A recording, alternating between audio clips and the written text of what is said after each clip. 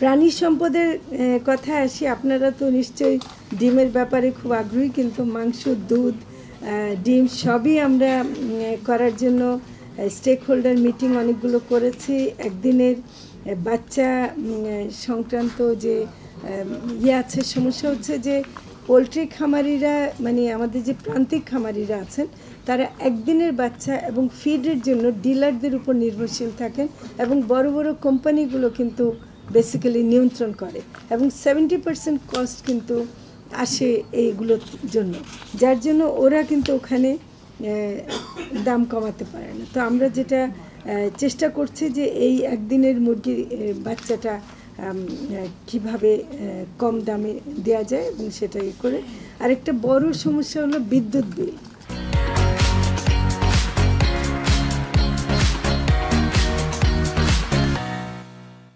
এটা আপনারা জানেন যে কেন জানি না এই বৈষম্য করা হয়েছে, যে কৃষিতে যে রেটে বিদ্যুৎ বিল দিতে হয়,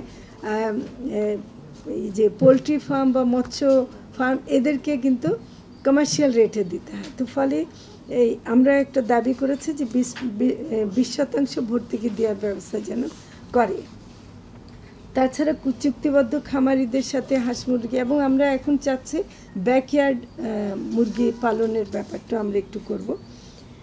এখন আসি ডিমের উৎপাদন, দাম এবং আমদানির সিদ্ধান্তের ব্যাপারে। যেটা হয়েছিল আগস্ট সেপ্টেম্বর মাসে, প্রথমে একটা প্রেক্ষাপট বলি যে আগস্টে বন্যার কারণে অনেক পোলট্রি ফার্ম ধ্বংস হয়ে যাওয়ার কারণে স্বাভাবিকভাবে একটা সাপ্লাইয়ে একটা ঘাটতি পড়েছে, এবং একই সাথে সেই সময় কৃষিরও যে সবজি টবজি একটু আগাম সবজি আসার কথা ছিল, সেটাও আসতে পারেনি, সেটাও বন্যার কারণে।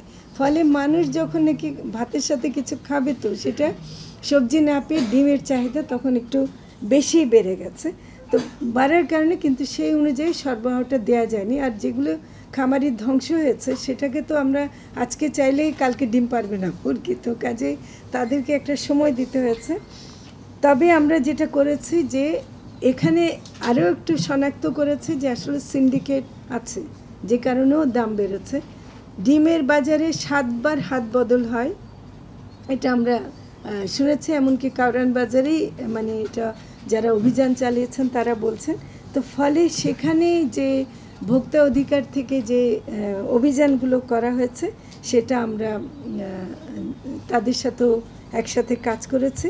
তবে এখন আমরা প্রাণী সম্পদ অধিদপ্তর থেকে খামারি পর্যায় থেকে সরাসরি বাজারে ডিম আনার জন্য চেষ্টা করছি, যেটা সামগ্রিক চাহিদার তুলনায় কম, কিন্তু আমরা একটা অল্টারনেটিভ প্রক্রিয়া করে দেখাতে চাই যে এভাবেও ডিমের দাম আসলে কম হবে। তো তবে আমাদেরকে দুদিকে কাজ করতে হবে, একদিকে উৎপাদনের খরচ কমানোর জন্য যা যা করতে হয় সেটা করব, অন্যদিকে যেন এই হাত বদলের ধান্দায় পড়ে যেন দাম না বাড়ে।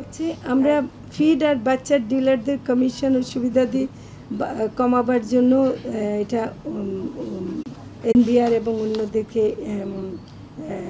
ইয়ে করেছি যে ইআইটি যেটা ট্যাক্স যেটা কাটা হয়, সেটা যেন ইয়ে করে। দুধের জন্য আর মাংস উৎপাদনের জন্য প্রুভেন বুল তৈরির কাজ চলছে। তো ফলে এবার আমরা যেটা করছি যে মৎস্য আর এনজিওদের সাথেও আমরা কথা বলেছি, যেন মৎস্য খামারিদের সাথে তারা যেন সমস্যা যেগুলো আছে তারা যেন একটু সহায়তার চেষ্টা করেন, তারাও ঋণ সুবিধাগুলো দেন, এবং এগুলো আমরা করেছি। আর ঢাকায় এখন দেয়া হচ্ছে। ডিম আমদানির ব্যাপারে যে সিদ্ধান্ত হয়েছে, এটাতে আমি একটু ক্লারিফিকেশন দিতে চাই।